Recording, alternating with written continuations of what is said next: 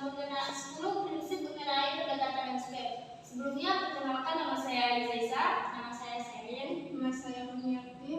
Baiklah, langsung saja kami masuk ke materi pertama, yaitu tentang prinsip. Yang pertama akan dibacakan oleh Selin. Baik, poin pertama, kebutuhan pengguna. Mengutamakan pemenuhan kebutuhan dan preferensi pengguna lanskap, baik estetika maupun fungsionalitasnya. Poin kedua, keberlanjutan. Memperhatikan aspek keberlanjutan dalam perencanaan lanskap, termasuk penggunaan sumber daya alam yang bijaksana, konservasi, dan mitigasi dampak lingkungan. Untuk poin ketiga, keanekaragaman biologis. Memelihara dan meningkatkan keanekaragaman hayati melalui desain lanskap yang mendukung ekosistem lokal dan habitat alami. Dan untuk poin keempat, kesesuaian konteks. Mengintegrasikan desain lanskap dengan konteks geografis, budaya, sejarah, dan lingkungan sosial setempat.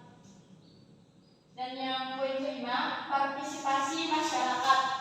Melibatkan partisipasi aktif masyarakat dalam perencanaan, pengambilan keputusan, dan pengelolaan lanskap untuk memastikan keberhasilan jangka panjang dan penerimaan dari berbagai pemangku kepentingan. Baiklah, saya akan lanjutkan materi dari Selin. Desain lanskap yang efektif meningkatkan pengalaman pengguna. Tema ini menciptakan lens perencanaan dan pengorganisasian, membuat properti lebih mudah dan dibaca dan diverifikasi, membantu meningkatkan keamanan, kenyamanan, dan keakraban. Saat merencanakan lanskap apapun, penting untuk mengetahui bagaimana lanskap tersebut akan digunakan. Pertama, putuskan bagaimana Anda ingin orang melihat dan menggunakan suatu ruang. Setiap keputusan desain harus berasal dari ide ini. Perencanaan harus mempertimbangkan keseluruhan ruang yang tersedia. Yang ketujuh, menciptakan kesatuan melalui konsistensi dan pengulangan setelah ditentukan bagaimana pengguna yang harus berinteraksi dengan suatu lanskap. Anda harus mengembangkan fokus konseptual berspesialisasi dalam instansi lanskap pembuatan untuk interior dan interior. Untuk poin yang ke-8, garis yang kuat memastikan desain yang garis mengetahui cara pengunjung menafsirkan dan memitigasi suatu lanskap. Lanjut akan dibacakan oleh Munia. Poin yang ke-9, garis lurus pas garis lengkung. Garis lurus dan lengkung dapat digunakan untuk memperkuat keteraturan dan mendorong gerakan. Namun, kapan dan mengapa Anda harus menggunakannya? Lanskap garis lurus. Lanskap garis lurus yang tertata rapi merupakan hal yang umum di lingkungan perkotaan seperti lingkungan pusat kota yang sibuk, di mana kendaraan dan pejalan kaki perlu bergerak secepat dan seefisien mungkin. Lanskap garis lurus dapat melengkapi bentuk dasar persegi panjang dari arsitektur gedung perkantoran tradisional.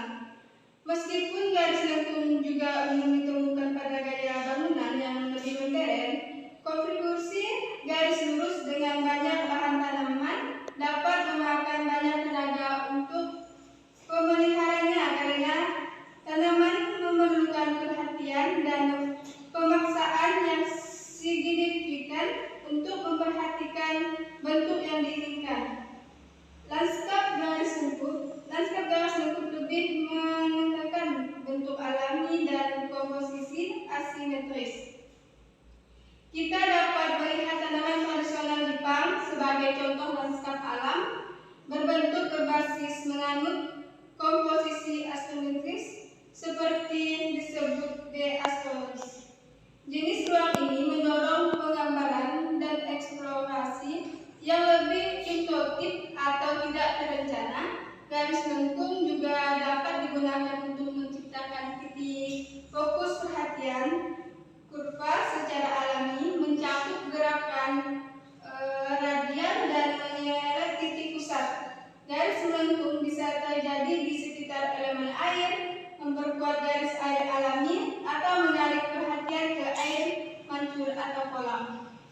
Poin ke-10, Ingatlah keseimbangan dan semesti bentang alam harus direncanakan dengan mempertimbangkan keseimbangan dapat dicapai baik secara formal maupun informal dengan menerbitkan bahan dan bentuk yang sama. Keseimbangan dan semesti merupakan bagian integral dari desain kata di asteroid. Mustahil untuk mengabaikan bingkai foto yang tergantung miring di dinding atau sebatang pohon yang muncul tidak pada tempatnya di taman. Desain lanskap harus mengalir secara alami, namun prinsip-prinsip utama tetap harus diikuti. Desainer dapat menciptakan titik fokus dengan menekan area tertentu, namun titik fokus harus memiliki faktor persatuan dalam keseluruhan ruang. Mungkin cukup sekian presentasi dari kami. Kami cukupkan sampai sini.